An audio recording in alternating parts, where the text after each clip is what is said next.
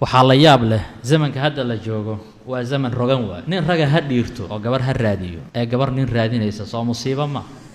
waa musiibo waay oo ragga qaar laga yaabo inay gacan ku gambad ba yihiin waa musiiba zamankaana la arkay telefoonada sooma araga mid iska ka soo wacaysa waxay tahay aadan aqoon ku fiiri waay cod nin hadday maqasho waa say rabti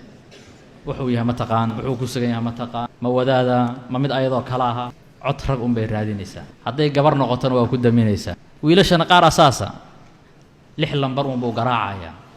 wixii uga soo baxa hooyo la qabo guri joogto wuxuu rabaa inuu yiraahdo waa ku rabaa waa fadeexo waay dadkan caqliga ka baaba'ay caqli ma jiro waxay ka mid tahay waxyaabihii nabigu noo sheegay calayhi salaatu wasalaam ma min caamin ilaa walladii bacdahu sharrun minhu sanad ma jiro ilaa midka ka dambeeya ka shar badan buu yidhi nabigu calayhi salaatu wasalaam sanadkii hore waxaad la yaabanayd midka ku xiga wax ka daran aad arkaysaa oo ka liita waa aakhiru zamaan waay ilaahay diinku waa noo sahla subxaanahu wa tacaala yuriidu allahu bikum alyusra